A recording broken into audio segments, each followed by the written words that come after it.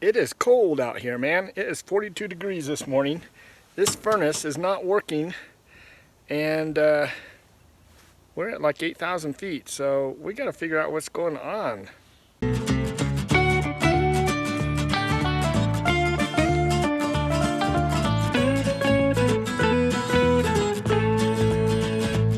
Hey, welcome to Tigner Adventures. This is David. My wife Ninette and I and our little cat Tansy live in our motorhome full time, and we are currently up in the mountains where it's cold. And guess what? Our furnace does not work, and so I have a little generator running right here, keeping my batteries charged up because it's nice and cloudy today. But we have to use, the fireplace and the mini split to keep us warm. And the idea of the mini split was to air condition us, not heat us, but it does have a heat pump, so that's working really nice. So I'm going to work on our furnace and see if I can troubleshoot why it's not working. So the first thing I'm going to do is open it up, and then I'm going to go turn it on inside. And what happens is the fan runs, but the ignition never ignites, and so I'm not sure why. We're either not getting gas and it's just trying to light, or we're not getting spark. So it could be, the gas valve, the sparker, or the motherboard. Not really sure. So anyway, to start off though, I'm going to take this apart just to have it ready, so when it's running, I can actually do some testing and check things out a little bit.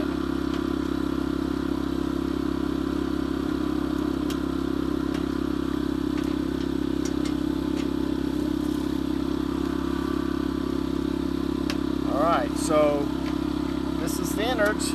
We do have a gas valve right here.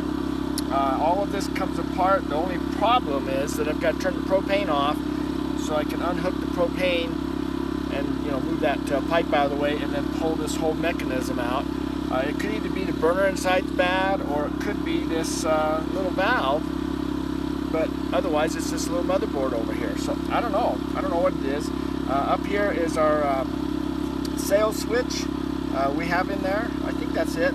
There's a little switch inside that when the fan's blowing, it closes to make contact, to make sure that the furnace is trying to make sure that the fan is going before it actually starts up the flame. And so somewhere along there's some kind of disconnect, and I'm not sure what it is. And so we're in the middle of nowhere, so we need to figure this out by ourselves if we can, because we don't have any cell service. And so this is how it goes sometimes when you're full-timing. Alright, so over here in the corner is my furnace switch, and so I'm going to go ahead and just turn this on. And then what will happen is it sends a signal down to that furnace to start up and get going. And if we listen, we should hear it ignite, but that's not what's been happening. So, and let's see what it's set on. Oh, all right, so it just kicked on. That's the fan blowing.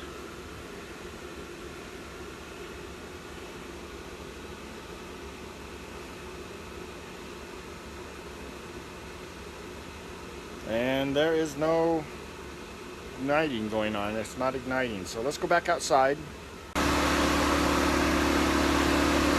And you can hear the blower's blowing, and I'm feeling air coming out of here.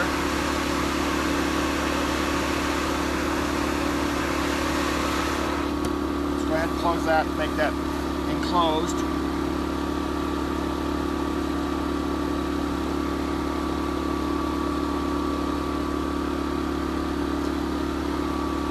I am not smelling any gas, and I'm not hearing any igniting either. I don't hear any spark. There's a sparker in there, should be going snap, snap, snap, snap, and I'm not hearing that. So that's not good. I should get one of those, and I'm not getting either. So very well could be this motherboard has some kind of issue. So we'll have to check that out a little bit more. And unfortunately, I don't have YouTube, so it's kind of hard for me to go out there to check on some things. So I'm kind of on running this by the seat of my pants at the moment. So I know I should be getting some voltages across here, so I'm going to get my voltage meter out and test some things. This is my sparker right here. I don't really want to be touching that, but it's going back in there. So the only way to really tell is to pull it apart, and we can check the valve and see if we get any, we can breathe through it or not, when it's supposed to open, if we get some voltage on the valve. And then we can look at the little screen that the gas goes into, and maybe there's nothing there, and so the striker can't, ground out to strike anymore, so maybe that's not working. So we're going to have to tear all this apart. So I'll try to get it a little close up. I'll tell you what I'm going to do, and then I'm just going to do it all, and then we'll come back and kind of talk about it and see kind of where we're at. All right, so the first thing I've pulled out is the exhaust pipe, and I found this in it, which is a wasp nest, so that's not a good sign. But if I look down in here, there's nothing in there, so it's important to keep those little critters out. And then we're just going to look down in there, and that is what it looks like. If I can get the light in there good enough. That's what it looks like when you're looking in there. You'll notice this little wing nut right here. That's the little piece that you undo to pull that exhaust out. So now what we got to do is we got to get the gas line disconnected, and there's two screws in the way back there that we've got to pull out, take out, so they can pull this whole mechanism out. So we did have to kind of push our gas line over just a little bit, so I pulled it inside a little bit. There was play inside, so I kind of just pulled it through that hole just to give me the, to be able to pull it straight out. So alright, so we pulled out our unit here. This doesn't look bad here. Sometimes they're all rusted out. There is a setting that's supposed to be between these igniters here and this ground. So it's kind of interesting that it's farther away from the other one. So I'm not sure if that's how it's supposed to be or not, and I have no way to check right now. If I try to blow through here, I don't get anything. So I'm going to apply power to this. This is positive and negative, and these relays should snap and let gas go through. Alright, so I have my power, and again, this red is my plus, my positive. So, oh man, it's kind of sharp. So, hold it up here where you can kind of see it or hear it. It's mainly, whoops, you can mainly hear it. So if you listen, so those solenoids are working, and when I blow through that hole, I can blow air through there when the solenoids are closed or powered. So this appears to be fine, that part of it, but I don't hear that solenoid clicking when the furnace is trying to start. So that's not good. Alright, so we're going to go ahead and turn the gas back on, and then we'll turn the furnace on. We're going to check some voltages while we're here. Actually, before I turn it on, I've turned the gas on. I always carry soapy water. What I'm looking for is, once I get it all suds up, I'll look for any bubbles. So if bubbles start forming, then I've actually got a leak. So far I don't see anything. Alright, so I've put this all back together, and we've sprayed it now. We've double checked there's no leaks in the gas. Hooked up my voltmeter. I'm going to test this. I'm just looking to the ground over here, and I'm going to touch here. I have 12 volts going on, 12 something volts. I was testing this blue wire here, this connection. I'm not getting any voltage here at all. So if I trace out these wires, this red one, which goes over here to the solenoid that turns the gas on.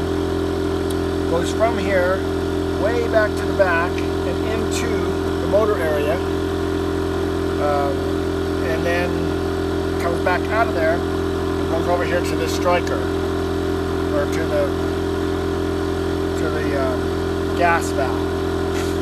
So that's a heat thing. So if the furnace gets too hot, then that kills the gas. Doesn't let any more go in there, so it shuts the flame off so the system can cool down. So we've traced that one out. So this red one comes over here to here. This is our main power. The yellow one comes up here to ground. This blue one is our control. Comes over here, and it's connecting into this little sensor thing that's right here. It sits on the outside of this, and it goes back in and then comes out over to here. I'm not getting any voltage here when it's running, and so what it is, there's a sail switch in there, and so that has to make, when the wind goes by it, it turns it on, and that tells the gas and everything else, all the brains, that hey, my blower's blowing, so it's okay to start up the flame. So I went ahead and undid the screws to this to check this out.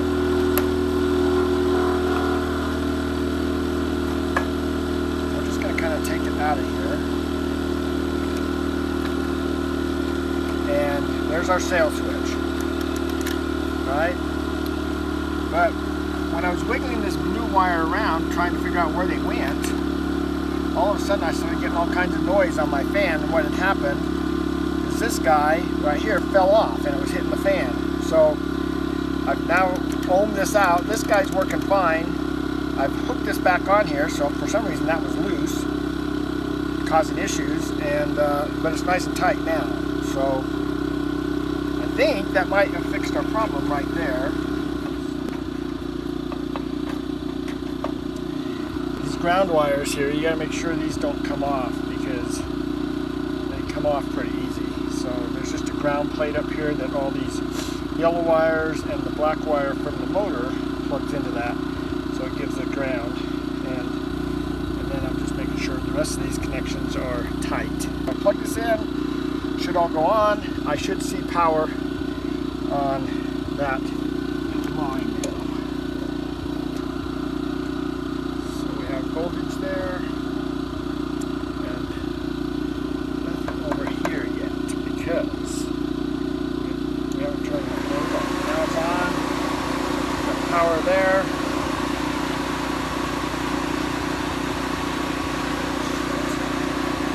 We should have power on this one here.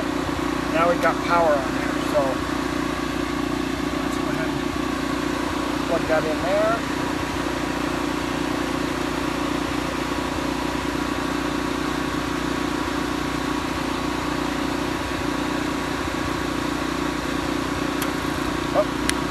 Started right up. Now we have heat. So nice hot air coming out. So that takes care of that. So we just need to tie this all back up again, and we're all ready.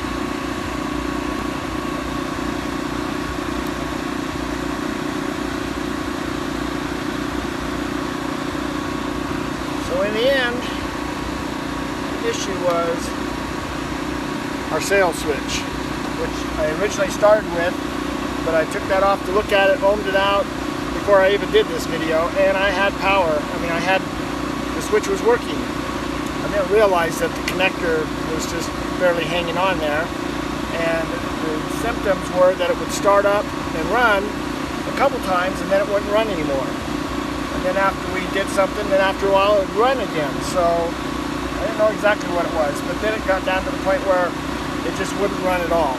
So it's a little easier to actually test it when it quits completely, because then, like in this particular case, we weren't getting any voltage at all. So then we knew there was something wrong. I thought it was the motherboard because I wasn't getting any voltage, but then after I thought about it for a minute, it's like, well, wait a minute, I unplugged the wire that gave the motherboard the voltage to begin with. So that was dumb, but a dumb thing to do, amateur move to make, I guess. So anyway, that's all done. We'll go ahead and button it all up, and it's all finished. Well, it's nice to have heat, and such a simple little fix. It took me 2 hours or 3 hours to mess around with, but hey, everything's clean. That's one thing. I did clean it all out, and everything's good, looks good, no leaks, and so life's good. So anyway, that finishes this little fix-up maintenance job. And it's important to keep things clean anyway, and keep an eye on what's going on. And it's nice when you can kind of figure out things on your own a little bit anyway. Sometimes you take a little longer to figure it out than a professional would. Well, probably most times. So anyway, with that said, that kind of ends this video and takes care of the issue that we were having. So I'm pretty happy with that. And Ninette's inside getting nice and toasty warm, and she's pretty happy too. So that's all it's about. So thanks for watching. Thanks for following us and supporting us. And until next time, we'll see you down the road or on our next video. So take care.